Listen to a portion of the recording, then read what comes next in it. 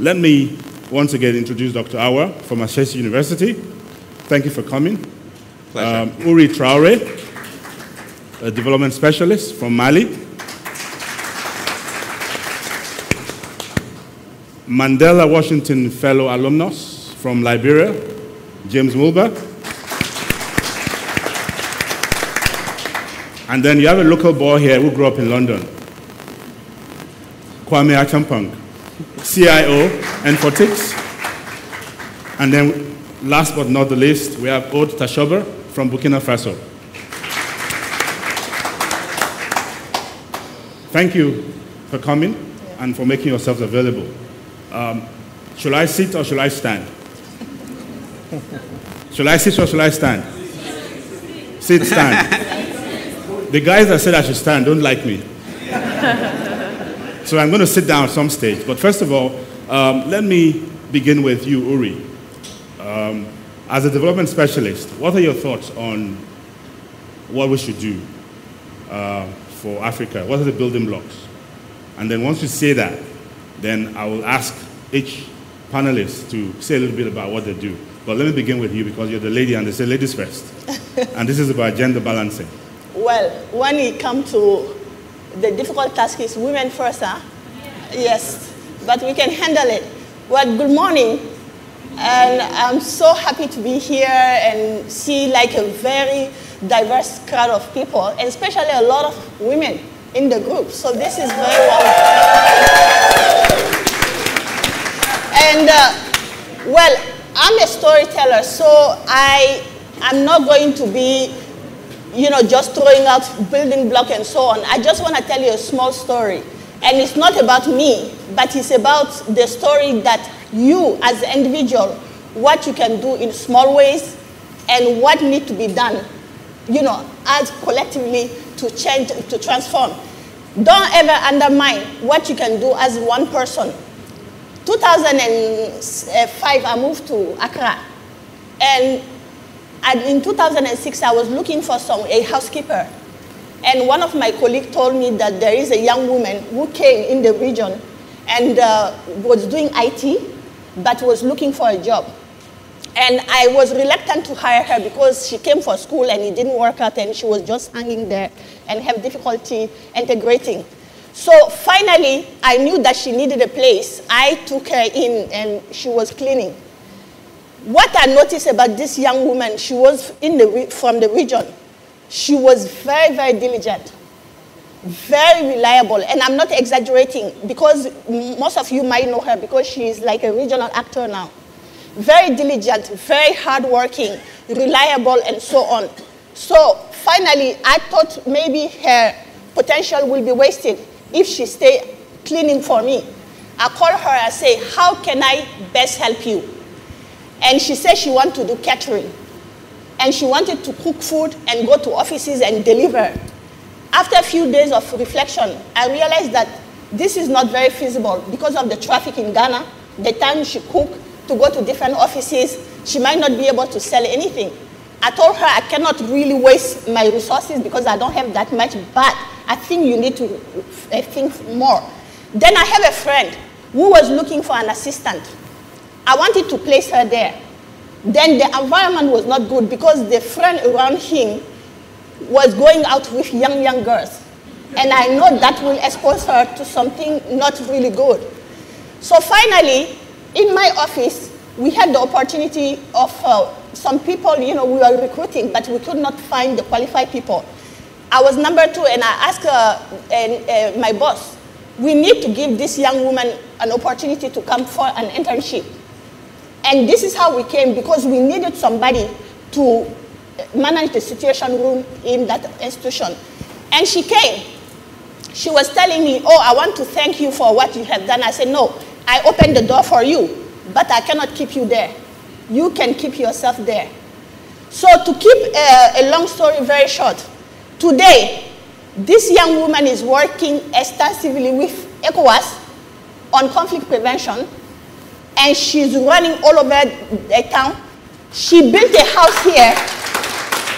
She built a house here just in April. She finished building her house in Accra. And she is the one who even helped me when I'm in need now. So, what I'm trying to tell you, there are people in the region here who, many of you don't have the level of education you have. When they don't finish the tertiary school or secondary school, they cannot join programs like this. These are the building block of economic development in Africa.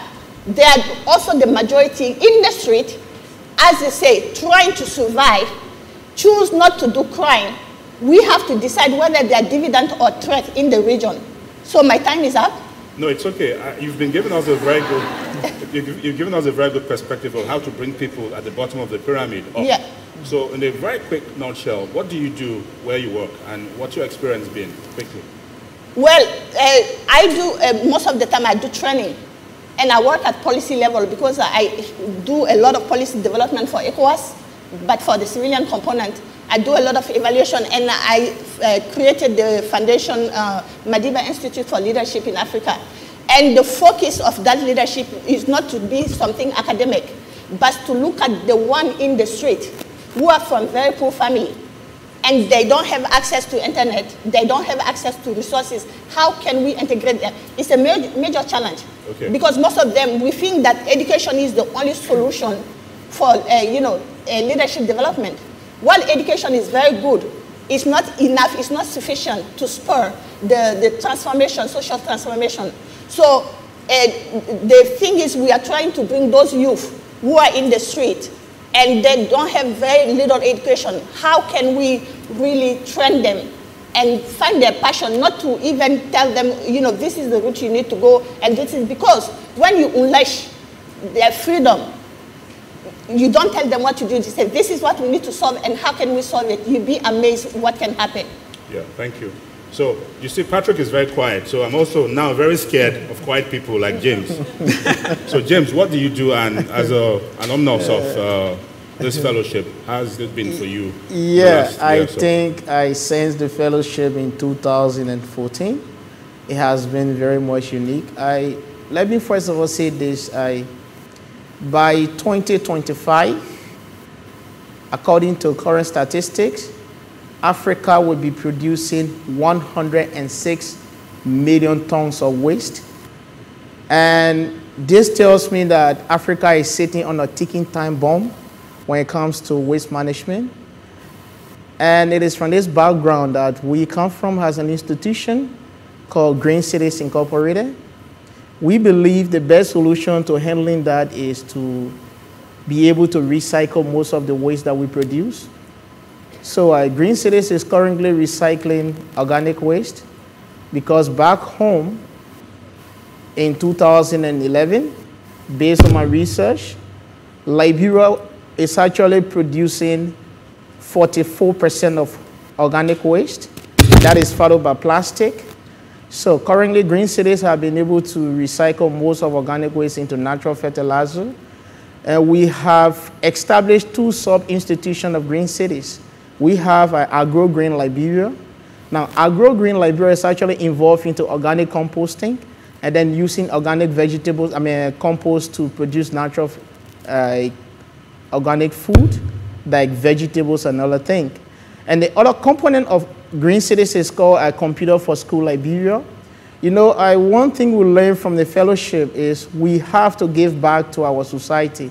That is, we need to give back to our community. So our corporate social responsibility is more of sustainable corporate social responsibility, because we think the world is graduating from giving people handouts to the position that we can give people empowerment that they can go ahead and transform themselves. So at that point, Computer for School Liberia is actually set up to train young people using old computer waste that we refurbish, and then set up a research center to have young people learning how to use ICT and other things. And currently we have young people that are going through our mentorship program, and some of them, even one of them will be traveling on the Mandela Washington Fellowship Program from Liberia.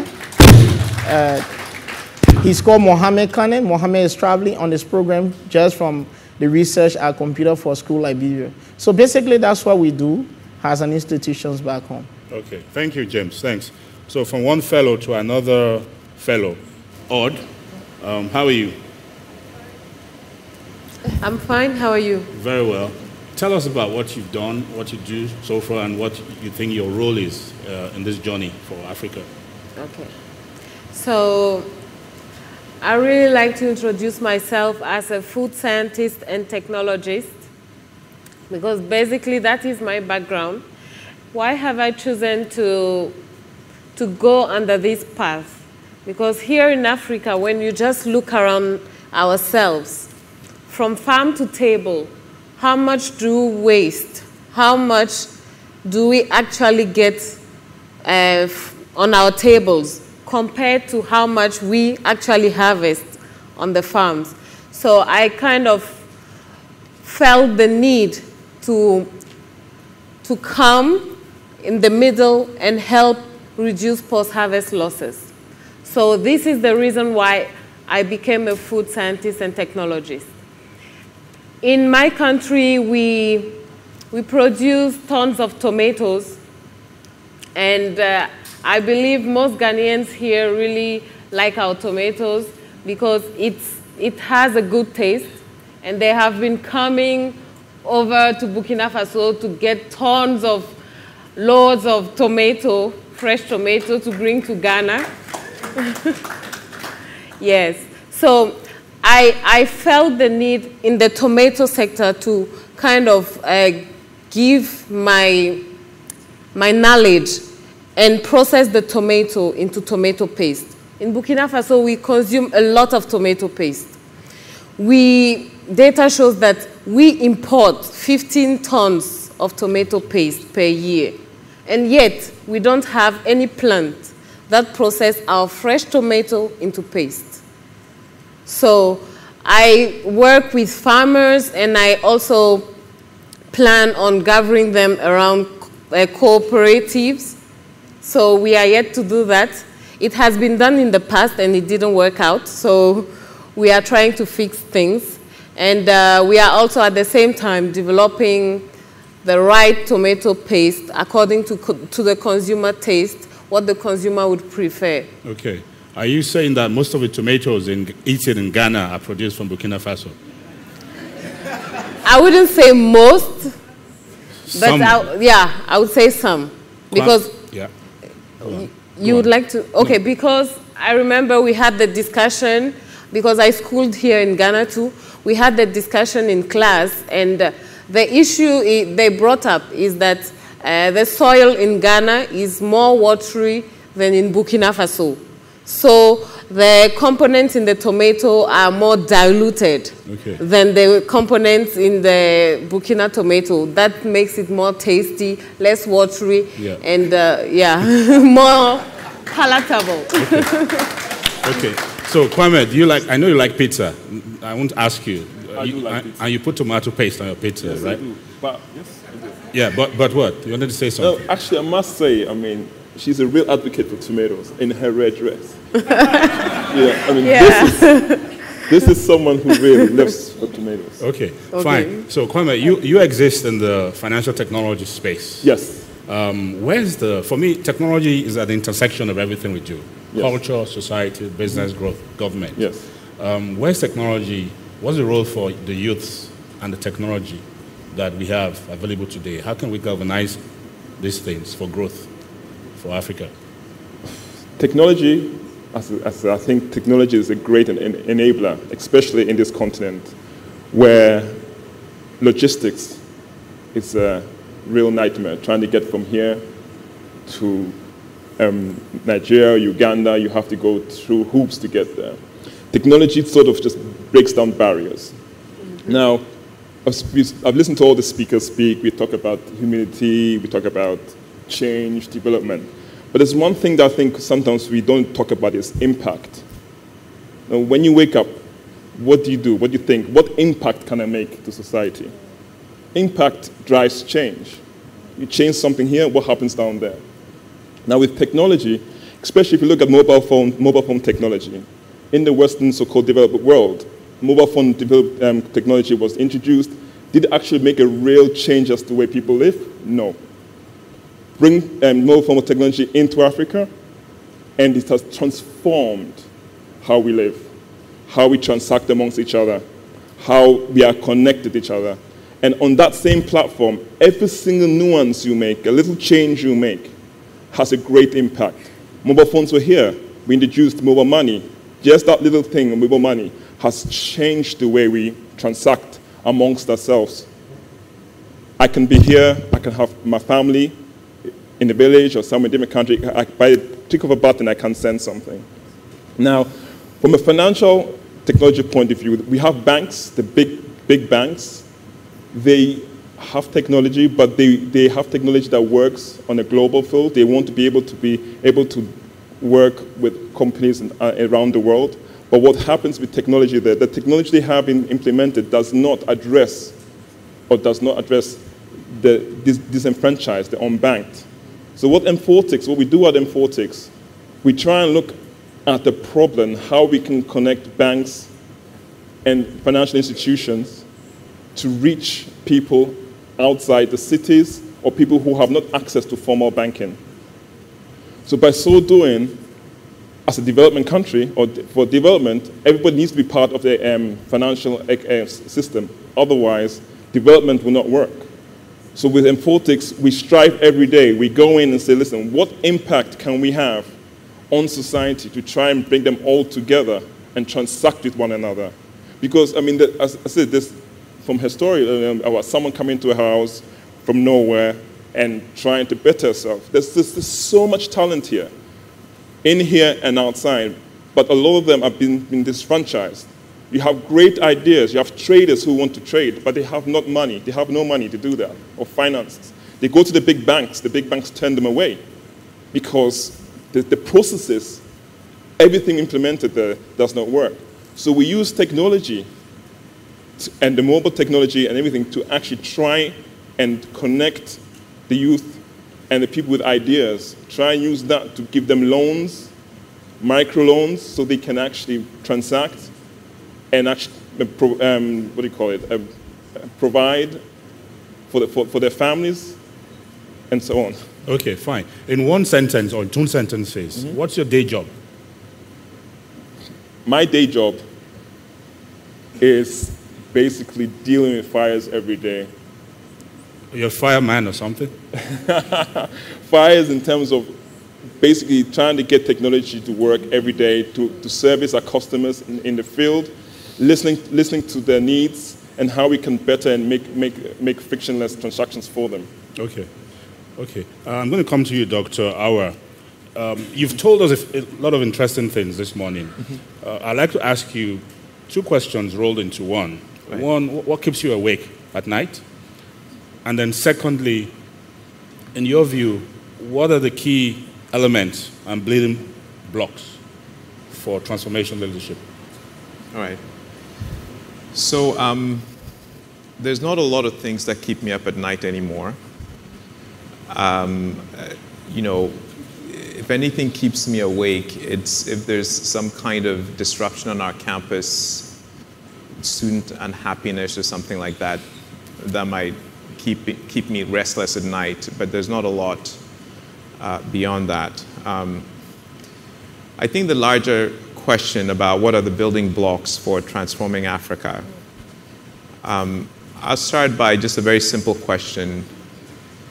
How many people here are aware that in 1980, the per capita GDP in China was lower than the per capita GDP in Ghana? Did anybody here know that? Okay, one hand. In 1980, the average Ghanaian was wealthier than the average Chinese citizen. Today, it's very different. And of course, if you roll back to 1960, Ghana and Korea, or Ghana and Singapore, similar story. China's advance, the difference, the change that happened starting in early 1980s was that China opened up to the world. China opened up to trade. China, in a sense, by enabling a more market-based economy, empowered its citizens more than it had. And it is also the case that China has been very focused on educating its citizens at the highest level possible. I want to take the example of mobile technology, and we like to think that Africa has leapfrogged on the basis of mobile technology, and that's only partly true. If you look around the continent, there's hundreds of millions of devices in our pockets, not one of which was designed or built in Africa. If you travel around most African countries today, you have mobile telephony services reaching the most remote villages across the continent. But the infrastructure, the equipment that enables that, the cell towers, the radio equipment, the generators, none of that was designed and built in Africa. So the value chain of mobile telephony, we have not fully captured. We captured a small part of it, and we're happy about it. But we need to be more ambitious about capturing more of the value chain. We ought to be educating our citizens at the highest level possible, the way China was doing 30 years ago. Because 20, 30 years from now, we don't know what the new technology is going to be, but we need to make sure that the next generation is ready to be capturing as much of that value chain as possible. So that's a fundamental building block. Another fundamental building block is empowering citizens, really leveraging market economies, integration of economies. Ambassador Jackson talked this morning about the need for West Africa to be more tightly integrated. That's what he was talking about. That West Africa should be integrated with Central Africa, with East Africa, with Southern Africa. That's what he was talking about. That Africa should be connected with the world. And that leads to another fundamental building block, which we need, is we need to be learning from other societies and sharing what we know with other societies. So. And what do I mean by that? As we get more global and as we are integrating more, it's going to be more important that we have this sort of intercultural understanding. We need to learn to sort of converge on some shared values globally, including on our continent. And that, I would say, would be the final building block that I think would be important for Africa's transformation. So essentially, this is like the value chain for leadership, as it were. That is correct. The thing is, the leadership of Africa should be operating with the end in mind that Africa is going to be equal in the world, in economic output, in scientific output, in cultural output, in the freedom and empowerment of its citizens. And if Africa's leaders are operating with that goal in mind, then we will transform the continent. Okay, thanks. So, Oury, for me, it's about these connectivity issues. How do we quickly fast track Africa to Africa connections? Is it going to happen through trade or through policies, politics, safety, security, or innovation? There's so many things in the basket. How do we manage this, and how can the youths be part of this game? Well, there are all of this, and if you ask people who work in peace and security, they will say it has to be security issues. If you ask people who are working with IT, they will tell you it's an IT issue. What we need for sure is that, we all have skills, and we all have comparative advantages. And, so when we come collectively and we can all contribute of what we can best contribute. But one thing I will say with no doubt, that when we don't get that, we will never ever advance. That's the issue of women integration into all the processes. And I want young African leaders to understand that. This is not a tension between men and women. You have to know our history, where we came from, and how women, the role they play in our society before. Now, when you have half of the population, of your population, they are women, half, or even slightly half, that's half of your potential. Half of your potential. So if half of your potential are not being used, how can you possibly develop? If you are playing soccer, no, you know, I work at strategic level, at really strategic level with military and so on. There's no understanding because the assumption is, even at that level, people assume they understand the importance of gender. And if you don't get it, either they are too big for training or they are too big to understand. It's like you are playing soccer. For the men to understand, you are playing soccer, you have 2 legs to play football, and you decide to jump on one. You might score the goal, but it will be with great difficulty. So, for young leaders, you need to understand this. There's no tension. Men and women will complement each other. And without that, society cannot move forward. And the same thing is happening with our youth. If you take the youth and you add it to women, these are about 75% of the population. And the youth voice, they are not integrated in program development effort. They are not integrated in global effort. And the mistake we are even doing, most of the time, I'm very happy to see that there is a diverse group of youth here. Most of the time when we talk about youth, we are thinking of male youth instead of female youth. So do not make that same mistake. Because if we want to forward, no matter what, if we want to forward as a continent, we have to understand that we cannot develop leaving behind half of our population. That's not possible. We cannot move forward if we don't integrate youth, more than half of the population added together. So now, you are saying, is it policy? It's everything. Because Africa doesn't lack policy. You got at ECOWAS level, we have so many policies. AU, you have more than 200 policies and legislation and so on, very forward-looking. But the implementation of those policies are a major problem. So we can, and it's not about training. You look at big institutions, ONEB and so on, WAXI and so on, we've been training people. It's the change of attitude, it's our behavior, and we have to be talking to each other in that sense. Because when you look at, let's say, you are traveling, you get out of the car, they say, get out of the car. We push each other like we are animals. If Africa, we don't learn to discipline, even look at our traffic. This has to do, you know, we can go in and talk about policy or economic development and do this and that. Everything that needs to be changed is about our attitude, our own behavior, and how we understand that half of our population, we need to move together.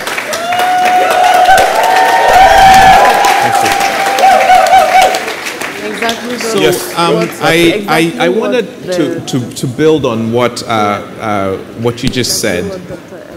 You know, you get what you celebrate, right? A couple of weeks ago, I saw a tweet from Harvard Business School, and they were very proud because they had the student government of HBS. The president was a woman and the vice president was a woman. And they tweeted and celebrated it. And I remember looking at that tweet and thinking, Ashesi achieved this 2 years ago. And I almost retweeted to Harvard and said, hey, we beat you to it. But the point I'm making is, there's also this, you know, Ghana today now has its second Chief Justice who's a woman. There's some more advanced countries, a lot older, hundreds of years old, who have not yet had a female Chief Justice, okay? We have a female president in Liberia. Sure. There are some more advanced societies that have not yet had a female leader of the country. And I think that, you know, as the father of, you know, my daughter, who's 15 years old now, one of the things that I find incredibly important to do is to point out to her the advances of other women. Exactly. Because that shows her what is feasible. And I think, you know, this is the other thing that we need to be doing a lot more of. We should be celebrating the successes that we've had as well as a way of preparing the youth and encouraging the youth to keep pushing in that direction. Yes. So thanks. So it's beyond social inclusion. It's also about the narratives. Yeah. Yes. And will you say, I mean, let me ask you and then let me ask Aude. Will you say Africa is rising or are we stumbling along? I think that Africa is generally rising, but as we're rising, we're also having, you know, little bumps along the way. But the trend is up. Yeah. Aude, what do you think? Are we bumping along well? Yes, I do agree with Dr. Awuah. We bump along, but we are going higher, and I think we will get there as we change our mindset, as we change our behavior alongside. Yes. Okay. Now, how do we connect issues like poverty, gender rights, prosperity, all those things that are endemic to Africa? How do we get out of this using the power of the youth? In other words, how can the youth be part of the leadership process? What do you think? So, just as Aude just said, you cannot develop yourself leaving half of your population behind. That is talking about women. But you cannot develop yourself leaving the active people in your community behind, which means you cannot develop yourself leaving the youth behind. So in every decision that our current leaders, those who are before us and taking decisions are doing, they should bear in mind that they have to listen to the youth and take the decision according to the youth need. Poverty also comes with unemployment. And most of the youth today, you finish school, you graduate, then you end up being in the system D, as we say in French, struggling right, left to kind of get income, right? Because there is no employment available. And you find yourself also into informal sector. You want to be an entrepreneur, but there are so many policies and regulations that you have to comply before you can actually have your company set according to the country regulations. So you end up being in the informal sector. But we have, right now, we have to think ahead. We have to move the rhetoric and narrative and implementation of policies from paper to actions, so that actually those young entrepreneurs can feel that their entrepreneurship is being rewarded, is being recognized, and have some meaningful impact. In that sense, in that way, they can actually leverage poverty, create income, and create more opportunity. Okay, exactly. Let me pick on that and go back to James. You've actually moved from spectating to active citizenship. The things you do. Yeah. How can we replicate that across West Africa? How can the young leaders of tomorrow and today learn from you? How difficult was it for you? What were the issues and challenges you faced? Let me first of all go to the replication of my ideas. I think 2015, the World Bank, in partnership with the African Youth Society in Abidjan, recognized our work as the best out of 140 projects on the continent to be the best second project that need to be replicated on the continent. That's something that we have international recognition. And when it comes to doing that, we think waste is everyone's problem. Like now, I think on this table, we are creating waste already. I think Dr. Patrick just opened his water there. You can see the piece of plastic on the table, right? That's waste also. So going back to the challenges we face relating to our work, In 2011, when I first came up with the idea of establishing green cities, one of the key challenges we faced was capacity building, how to build ourselves up and how to be able to meet up with the demand. And we have to start going out for training, going out for studies. And another key challenge we experience is the access to finance, because you run almost like a social enterprise that gave more to the society, and intake is less. So we have to start like going to competitions and then doing other things to be able to get funding coming within our work. And another aspect is the team that we work with in Green Cities, how do we have them having a dream of where we want to take the institution? That was one of the key challenges we really faced. And to actually mitigate that aspect of our work was we started building the capacity of our team. And we introduced a system that works for the next 10 years.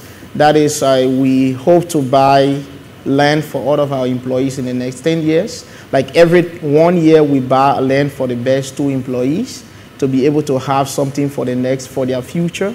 So on the basis of that, they see the company to be something that is actually their future, and they have to do everything to remain it. So on that basis, it actually helps them to believe that, hey, we need to do more.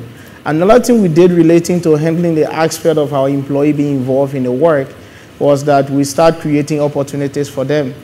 Like we had one of our employees just graduated from the RLC. That was a large, this gone bash. RLC, that is a regional leadership center in Accra.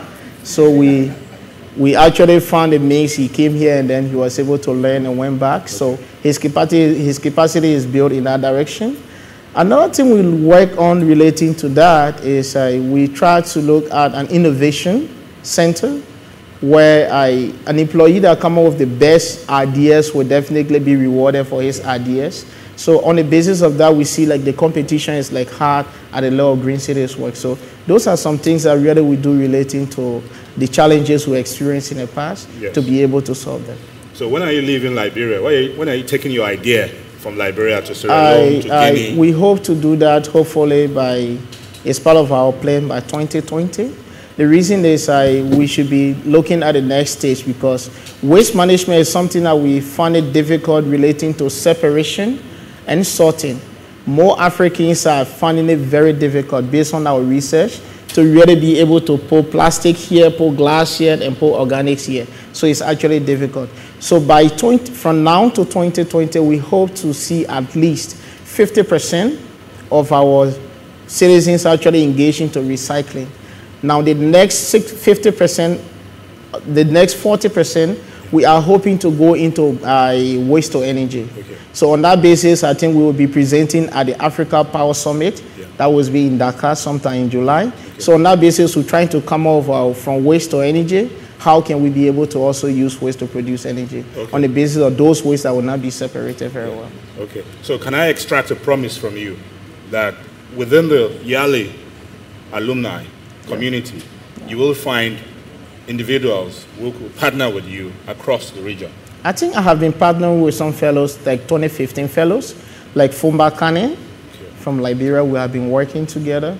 And then I also fellow from Sierra Leone. I went to Sierra Leone to do some research in order to see how best we can expand our work in Sierra Leone, same with Guinea and that of Africa. So we're definitely hoping to work with fellows in the future. Okay. Thank you. Now, Kwame, you've done a bit of work in the music industry. Yes. That's something that West Africa is doing very well in. Yes. Movies, music, Nollywood, Gollywood, Togowood, Beninwood. There's a music industry everywhere. But for me, when I look at it, it gives me some thoughts about microwave success. We all understand the concept of microwave success. You know, you cook it too fast, and then it may not be as good as when you actually do it traditionally on the fire. Mm-hmm. And since you spend your days, you know, fighting fires. Yes. And this is not so much a question on technology, it's about how the things that we do in the entertainment space, mm-hmm, can be used to galvanize integration for the youths in Africa. Yes, that's quite interesting. I mean, we all relate, well, as Africans, we all relate to music very well. And I think music is a voice for the people. You can get a message out to the people with music through various channels, especially now radio. If they don't want to put you on the radio, there's the social channels like social media. Again, technology, mobile phones, technology again. You can disseminate your message through music. Music itself, as a whole, is quite interesting. I mean, if I go back, and I started my career as a sound engineer before I went into management consulting and investment banking and technology. But music, in terms of the backbone of making music, is quite interesting. You have to be passionate and you have to be very diligent and logic, because when you're faced with a big mixing board with thousands of buttons, and each button makes it, and that's where I got my philosophy of impact. Each button makes that impact. And once you're faced with that and understand how you can bring all the elements into one musical piece, and that musical piece is what you can create to actually put your message across. And the microwave success is quite important, because I think what's happening is, or the leapfrog, and we have jumped into this music explosion, but the governance is not there, the infrastructure is not there to sustain it. You know, I mean, the creativity. I mean, music is a form of art, and it's also copyright. I mean, you own that. You own that. And as leaders, you need to understand that. Whether it's music, whether it's software, whether it's something, it is something that you own, and you have to be. There's pride with that. And copyright is very important in this region, whereas we don't really respect that. I mean, if from a music point of view, how do you sustain music if you don't make music from selling it or people patronizing it? I mean, everybody in these days copies it and gives it to their friends and goes on, and the musicians and the music itself, how can it continue? So, in a way, for us to get music to stay in this way is using music as a voice to rally the people. It's a voice that you can get out there and bring people together. And talking about together as leaders, as future leaders, what I've realized of being in this country as well is that we don't seem to communicate with each other. Everybody's insular. Everybody wants to do their thing. And from a music narrative, music has always brought people together, bring ideas together to get this masterpiece. If you look at music today, someone can sit in front of the computer and create music within 1 minute. But that musical piece, does it last? No, it's just one person. If you look at the old music, it's timeless. Look at Bob Marley, look at Dionne Warwick, Night Night. That music was not done by one person. It was a team of people.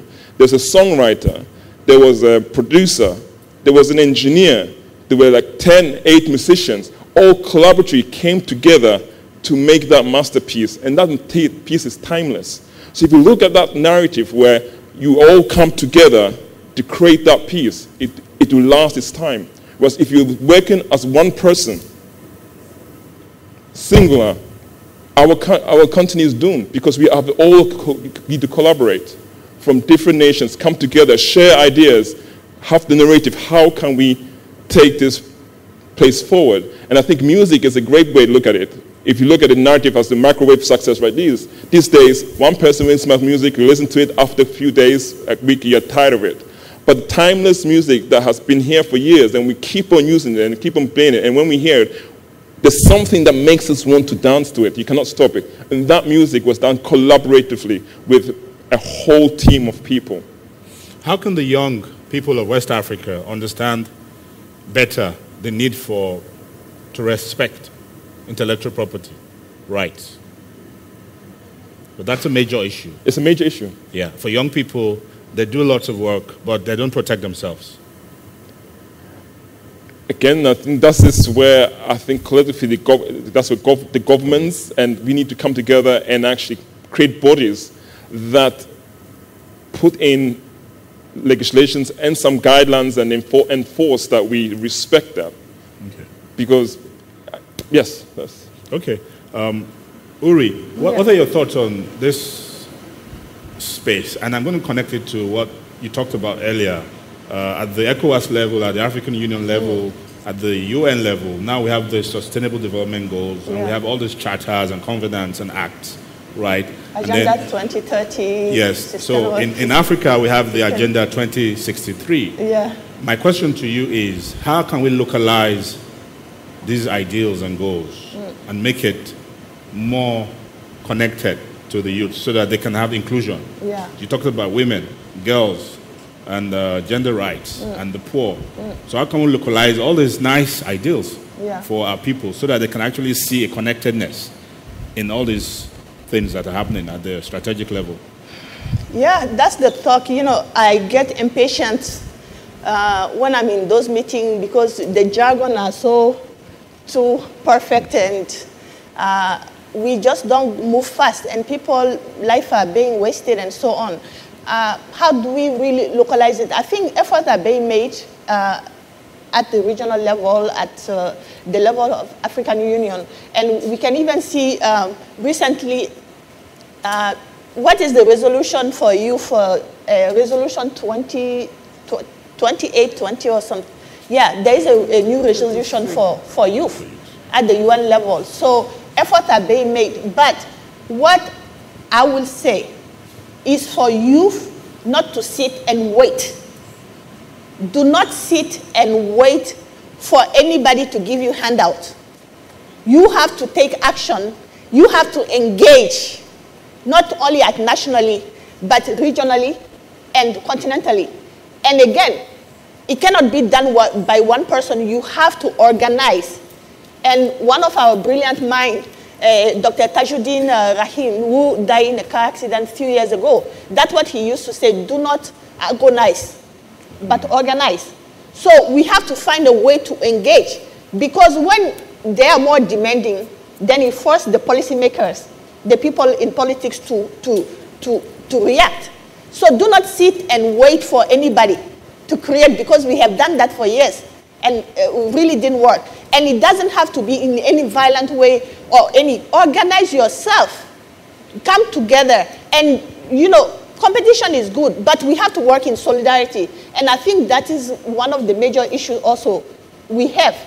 We do not work in solidarity. And we feel like, you know, if you are empowered, then that means I'm disempowered. And it's not true. It's not true. It's only collectively when we come together that we have the force to stand together. So that's my thing. I'm a kind of, you know, I'm a non-conformist. Yeah. You know, when you want to put me in a box to talk certain way, I don't do that, because I really feel like, you know, we have so much potential that are being wasted that it's time for us to focus and really. And you are the lucky one. Again, those one in the street every single day who come try to sell dog chain that nobody wants and selling pens and things. They choose not to do crime. They're in the street. So they're looking up to you, us, to really help them. So organize yourself, engage at national level, engage at regional level, engage at ECOWAS. And you know, the time is now, because as I say, globally, the language with the concept of the sustaining peace and Agenda 2030 at the level of UN, the issue is about inclusion, and especially the focus on youth. So take that leverage, capitalize on it, and engage, and we can change some stuff. Okay. Let me attempt a pragmatic question and connect it with the youths. How can the youths ensure that governments in West Africa build a railway link and road links between Lagos and Accra and Bamako and Abidjan? How can these young people connect Africa in the next 5 to 10 years? What do they need to do pragmatically? Pragmatically, what they can do, for instance, if a group of youth come together, even if they don't know what is the step to take to do advocacy at a certain level, is to do research first. These youth are very smart. They know computer, they know how to get the thing, know the people who are sitting there. There are NGOs all over the place who certain NGOs, their focus is on, advocacy and so on, and say, we want this done. They can engage with the media and get their voice heard. And internationally, there are so many actors also supporting this kind of initiative. So it's not only locally, regionally, look, who is doing what in Liberia, who is doing what in Burkina Faso, and so on. How internationally, who is working on this kind of issues? Who can amplify our voice? And then engage the media so you can come. We have community radios all over Africa, and people listen to those community radios. It doesn't cost any political thing to go to one of those radio and say, hey, this is what we need to be done if we really want regional integration. So they have to take certain steps. I really think they have the answer more than we sitting here and trying to dictate. What I'm telling, organize yourself, work in solidarity, focus on certain issues, do your research, do your homework, and go and approach the people, who can take decisions. Yeah. Okay, thank you. The reason why I ask is for 20, 15, 30 years, I've been hearing about integration and all of that, and we haven't really seen much action. Yeah. So I think this is the right time. I think the Yali network gives us a good opportunity to actually do this integration and activate it, and also address what I regard as grand challenges of Africa. Yes. Water management, waste management, energy management, mobility, which is what we call transportation, education, healthcare, agriculture. These are the grand challenges. Yeah. And right now, when I sit and look back, I've been this very passionate youth before. And as you can say, the old age and getting to me bold and gray. But, you sit back and you say, oh, if I can have some years back, how do I concretely? So don't have those regrets. The time is now. And we have so many challenges. Look at your own passion. Because all of them have comparative advantages. All of them are good in certain things. And focus on what you are passionate about. And that's where you can invest your energy. Yeah. Yeah. And that's where you will find people who can come with you and work collaboratively to change things. Very interesting. It's interesting you talk about that. And I want to go back to Dr. Awuah. You talked about openness, open-mindedness, the need to open our borders, to open our minds. For me, I also like to link that to trade, globalization, and capitalism. Right. These are the tenets of modern society. Right. What should we do? What should the young people in West Africa do to galvanize these tenets of today's society so that they can have a better tomorrow? Well, there are a couple of things that people can do concretely. First of all, the Yali Fellowship is a network that you should leverage, right? So if you're working education, if you're working in manufacturing, if you're working in fashion, whatever it is, technology, there are other people in the Yali network who are doing that, and you can connect with them. If you're working in food processing, there are other Yali members who are in the agribusiness value chain. And so connecting with others within this network is a very concrete, pragmatic, feasible thing that I would advise the fellows to pursue. The second thing has to do with advocacy. And again, with advocacy, you're looking at, again, leverage a network to the extent that you can. You want to have the policy frameworks in our various countries. You want to be in a place where you're being invited to the table to discuss with people who set policy. And one way that I found is very important for getting invited to the table is to build your own credibility in the work that you do. So as you build credibility in the work that you do, you will find that you're naturally invited to the table to discuss matters of importance to your country, and then you leverage that opportunity to get the policy framework done in a correct way. Okay, thank you. We've got about 30 minutes more, and we can also request for questions and comments from the audience, from the Yali fellows and our guests who are here. I see we have 3 columns of seats, so I'm going to be slightly democratic and request for 2 questions from each side of the audience. We have the mic going around. So if you do have questions, kindly take up your hand. Yes, Aude? Can I say something? Sure, please. Yes. So we talked about arts, we talked about regional integration, we talked about policies, we also talked about intellectual property. I just wanted to say something. Most of the time, we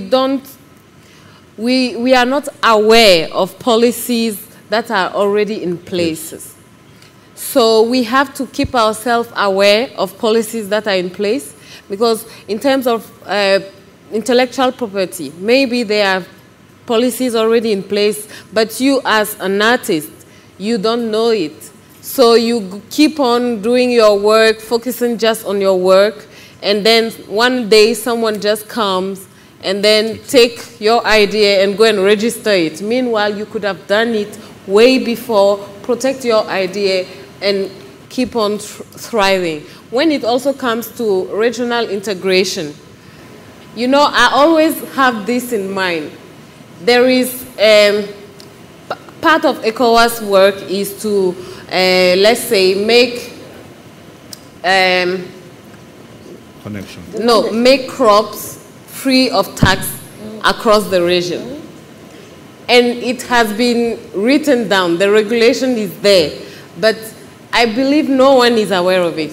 So when it comes to trade, you can see that traders from all over ECOWAS, they are actually paying taxes before they can move from one country to another. But if they were aware of that policy that is in place, and they all come up together, so they can advocate and kind of implement it, so it will be easier for people, for my people in Burkina Faso to get plantain and yam from Cote d'Ivoire, from Ghana, at a cheaper price. And we will keep on feeding ourselves at a cheaper price that everyone can afford. And so that's what I just wanted to say. We have to keep ourselves aware of policies that are already in place.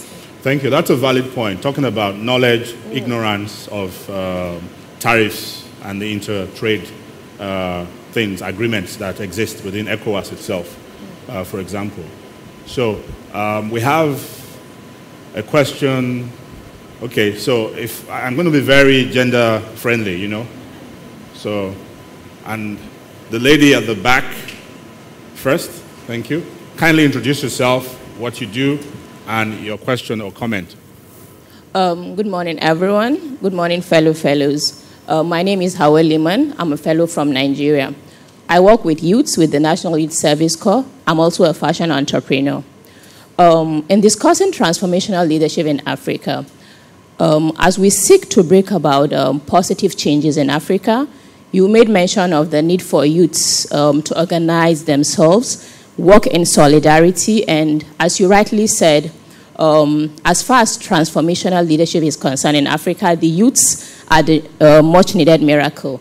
I realized that along the way, most of these youth organizations that tend to come together to organize themselves in the quest to bring about these changes, at the point they get hijacked by these so-called bad leaders that we tend to cry out that the problem with Africa is not about, it's all about bad leadership.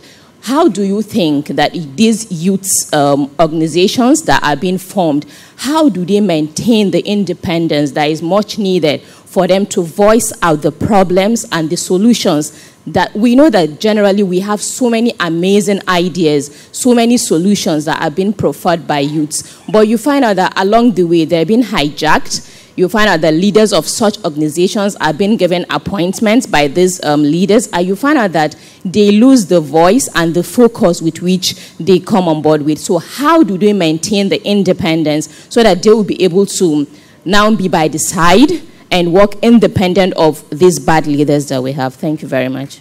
Okay, so thank you. So your question, I will direct a question for you, or you or me. So James, I think you want to talk about that. Yeah. Focus and what you need to do to keep on track. Yeah, when it comes to young people actually being focused on what they are doing and not allowing the big hands to actually take over their dreams. I think we need to graduate from this donor-driven mindset to building sustainable institutions. Like, for example, there are some youth-based organizations back home in my country. What they do is they are only in a position to write for donor funding. But then if those donor fundings are not coming, maybe ask some government institutions for funding. It's not bad to do those things, but more often when people are like giving you handout, they always control your decision. So one thing we can do as young people, youth institution, is to engage into some sustainable initiative. Though we are doing advocacy, but what can we do? Can we come together and then open a little mini shop that we can generate revenue from that to do our advocacy? So I think we need to involve ourselves into some profit-related activities to support our dream, or else we will keep seeing those guys coming in with money to take us out of it, or even give oppositions to leave our dream going like that. Okay, thank you. The gentleman at the back with his hands raised.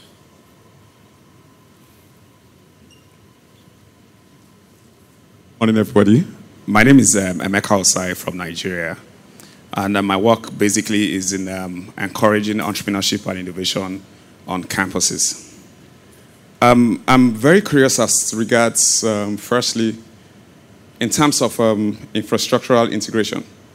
Would you be able to suggest what kind of creative approaches to getting the right kind of capital? Because it's one thing to have the policy. It's one thing to have the policy. It's one thing to be able to get the kind of rail network that can connect Accra to Lagos to Dakar. So, and we all understand that capital in Africa is very expensive. You know, lending rates are really so expensive that people cannot have access to this kind of funds. So would you be able to talk about the kind of innovative approaches? Because I strongly believe that these things are likely going to be driven by the private sector. And because of the kinds of government challenges that we have.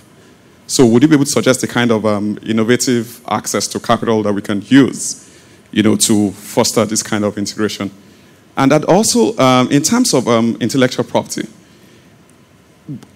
I'm thinking maybe we need to develop our own kind of solutions. A typical example is years ago, a guy called Two Shot in Nigeria. When everybody was fighting the pirates in Alaba, what Two Shot just went to do was to talk to those guys and say, hey, you know what? Me and my producer, you know, just pirate all the cities that you want, but just give me, for every $100 that you sell, maybe you should just give me $40. And then what that happens is that he created a win-win solution. It's because I'm thinking, because of the high level of unemployment, the incentive to follow these intellectual property rules, I don't think they are really strong. So is there kind of creative solutions that we can do, that we can bring all these people to the table and forge the kind of solutions that we want, as against the kind of solutions we have in Europe and the US? Thank you. Okay, thank you. So Kwame, why is capital expensive in Africa? And then to Aude, what do we need to do to galvanize innovation? Well, I suppose capital in Africa is quite expensive because of default rates. So the system in way banks can able to retrieve money or collect money, it's not here. So the capital is expensive because they have to take default rates into account.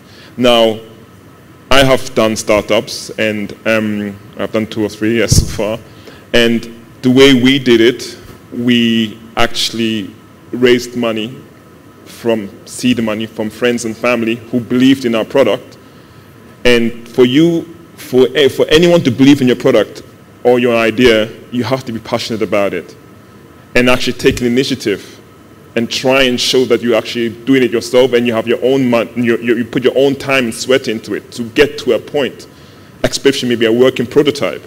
And when you do that, it's quite interesting when you go to friends and family and you show them your vision, that you'd be surprised that granddad and auntie or cousin will start coughing out money to support that.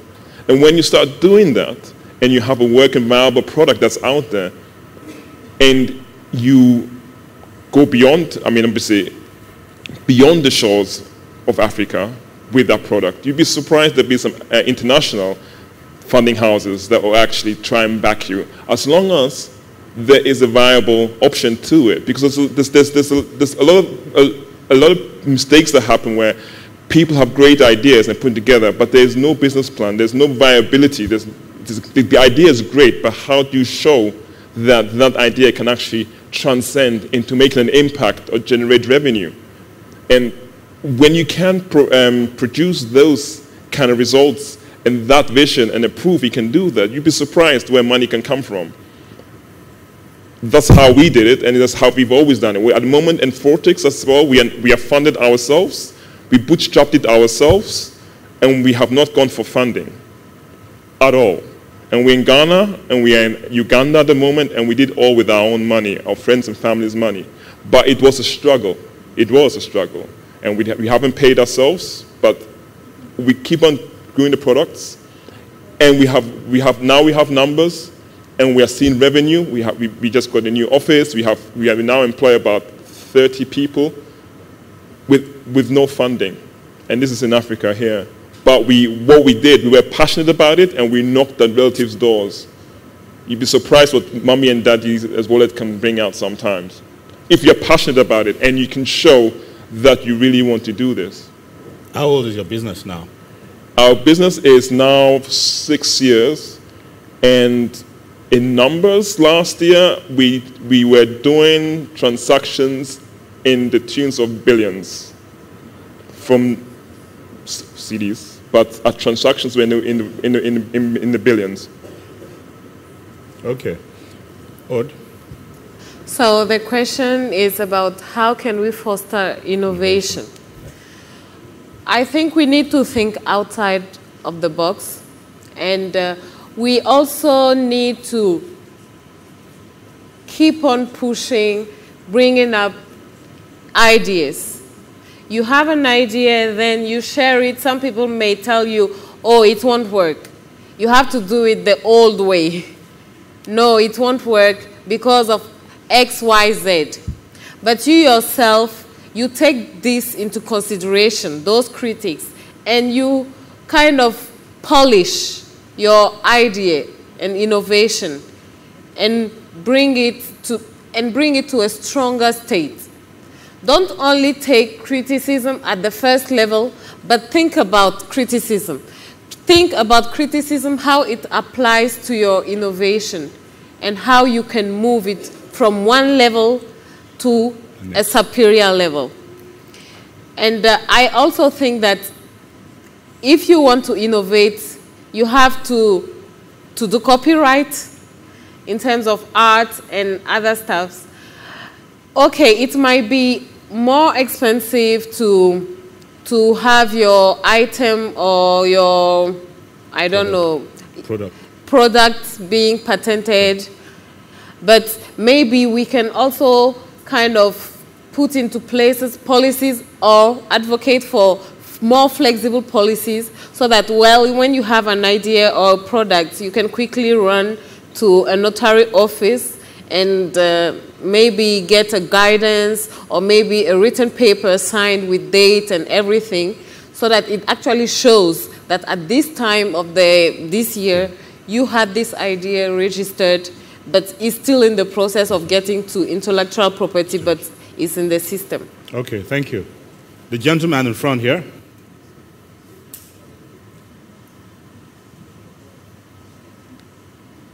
Good morning, everyone. My name is Prosper Ahmed Amukwando. I'm from Ghana. And I work with the Energy Commission of Ghana as a regulator. I also run a business called the Smart and Green Energy Group. My question, I have one comment starting from what Aude just ended. Aude says we should think outside the box in solving our problems. But I think the box has been spoiled. So now we have to think as if there's no box at all. Now, and that connects to what Aude says. There are people on the streets. Let's not forget about them. One of the ways that we can do to actually get our voices heard is to create awareness. As part of my work at the Energy Commission, I educate Ghanaians on the energy policies, energy regulations, and programs in Ghana. And one of the mistakes that we have always made in Ghana and in that space is we speak too much English. Too much big English. You sit on TV, on radio, you speak good English. At the end of the time, they clap. Meanwhile, they've not understood most of what you've said. So to be able to carry along the people on the street, and by the way, my friends and loved ones call me village boy because I fight for the people in the village, and I'm doing just that today. We need to diversify the way we communicate about the policies, regulations, and other things. Let's speak the local language too.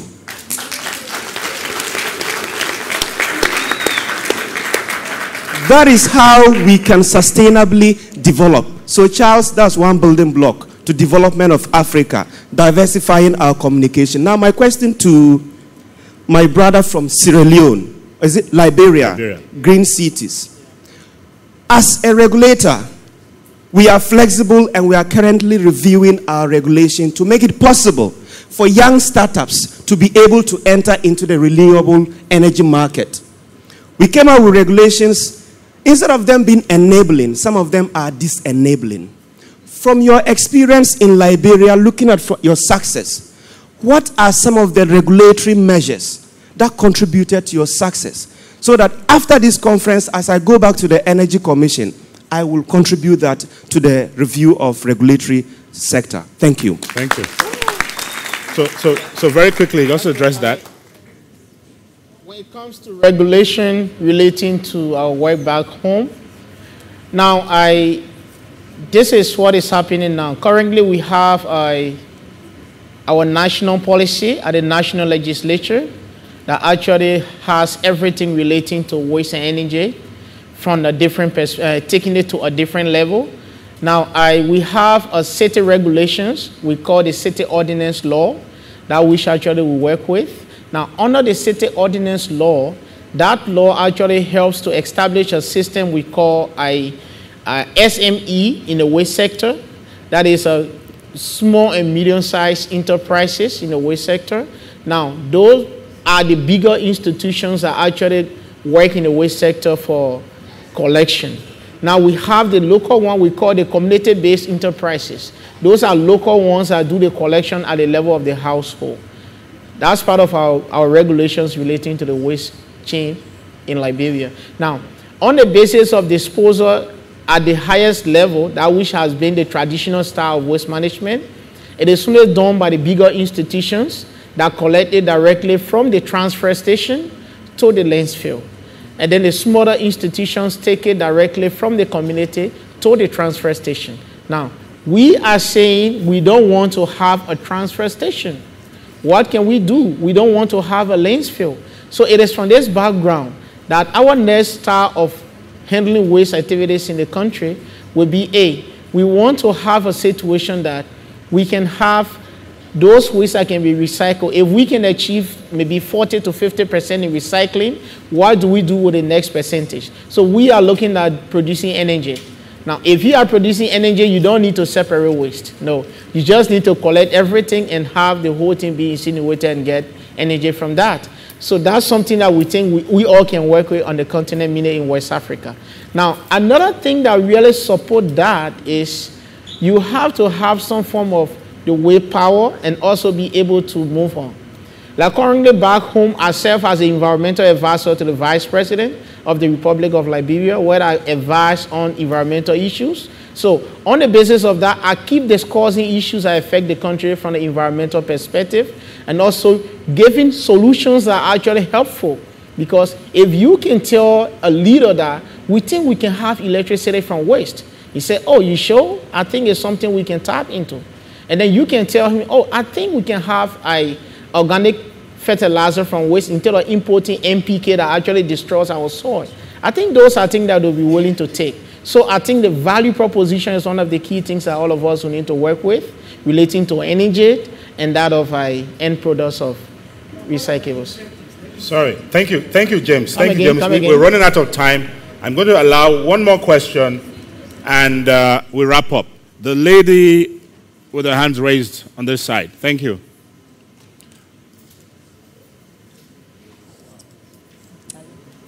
Thank you very much, sir. My name is Adam Osai. I'm from Nigeria. I work in Nigeria as the founder of a nonprofit called Mine, which focuses on girl empowerment, advocacy, as well as civic education to shape democracy among secondary school students. My question is directed at Dr. Patrick. First, I'd like to ask that I have a number of questions, actually, and I would love to have access to you subsequently with the guarantee that you would answer a number of questions I have. I understand you're a busy man. Now to my question, sir. I believe that many African youths, especially the leaders amongst us, are faced with a moral dilemma. Now, the reason why I say this is that part of what I do in my country is I serve as the youth leader for a political party in my state. It's called Kowa Political Party. And I've come to discover that a lot of our laws currently are at variance with our realities, speaking specifically around our electoral laws. So one of the prerequisites in our electoral laws is that you do not use inducements to either win, the favor of people who will vote for you. It's how we term those inducements that I believe are at variance. Now, we have a population that is living in extreme poverty. Over 12 million of us in Nigeria alone exist in, extreme poverty. We have people, we are largely a people who have not conquered hunger. This is the reality. We have young people who are unemployed. This is our reality. In the room, we know, all of us seated here, that we are a minority when we look at the actual population of young people. We are the privileged ones who gained opportunities that have qualified us to be in the room. The bulk of us, like our mother there pointed out, are on the streets, hustling to save their lives. When you come in and you want to, campaign and you want to ask people to vote for you, you're sitting in front of a woman whose 5 children are hanging around her and they have not eaten that morning. A politician is forced to give them a bag of rice or bread or something that will guarantee that they survive that day to cast the vote tomorrow. Whereas your electoral laws tell you that you do not do those things. We import a lot of laws that come from advanced countries who have long since overcome these issues. But by reason of the evils that our leaders have perpetrated, we have people who exist in these impoverished conditions. We cannot conduct intellectual-based campaigns at the moment in Africa.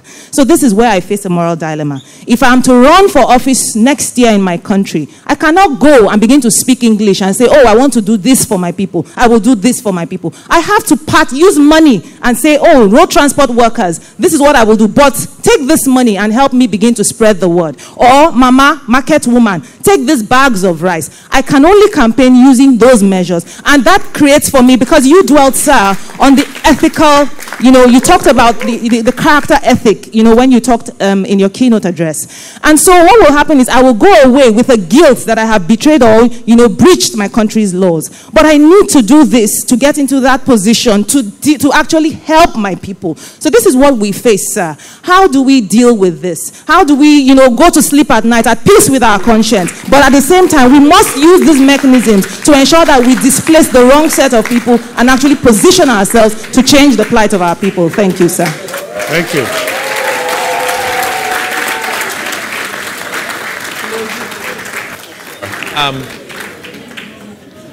Okay, so that's a very interesting question. And in answering it, I actually want to give an example from my own campus when we used to discuss with students this idea of not cheating in exams. And they made the same arguments. Well, I want to help my colleague to pass the exam so that they can get on to a better life. And in a way, that sentiment, it's a good sentiment. It's sort of altruism. I want to help my friend. But if you really want to help your friend, what you do is you help your friend understand the material and truly understand it and pass the exam on their own, rather than have them be in an exam not understanding the material and just writing an answer that gets them to pass. And we did this thought exercise of saying, if you can help a friend who doesn't understand medicine, you do, and you give them all the right answers so that they can pass and become a doctor, would you send your mother to see that doctor who didn't really know what they were doing? And once you phrase it that way, people see it very differently. When I think about the people in our community who need help to move forward. They really need jobs. They need to earn an income that enables them to take care of themselves and their families. They need infrastructure. They need a road so that when they're pregnant and they're going to the hospital, they're not being jostled on a road. So that then when they send their tomatoes to market, it doesn't get bruised and so on. And so if we really, as leaders, want to help people, we have to do the hard work to give them what they really need. Giving them cash that enables them to buy a loaf of bread today so they live for tomorrow is not sufficient. Giving them the education and the infrastructure and the rule of law that enables them to have a lifetime of prosperity is what they really need. And so my answer to the question is you need to instill the confidence in people to vote for you based on demonstrating your own leadership capability and based on trust. And then you need to execute and give them what they need for their lifetime, not just for a day. Thank you very much. I'm sure that the keynote speaker and the panelists are available after the session to take and engage with you all so they can take your questions on one-on-one basis. And for me, in wrapping up, it's about the things that we desire across our various cultures and countries. It's about peace, it's about justice, it's about dignity. That's what we've been talking about. Peace of mind, justice for all, based on the things we talked about, and dignity for our people. Because these things are the things that connect us as humans and as people. On that note, I'd like to thank very profusely our panelist, Oury. Thank you for coming. Dr. Patrick Awuah, thank you for your leadership. James, thank you for inspiring all of us across here to connect. Kwame, thank you for your financial technology knowledge and what you do around here. And Oude, thank you so much for your tomato connections across West Africa. On that note, thank you so much. You guys have been wonderful. Thank you for listening and have a great day. Thank you.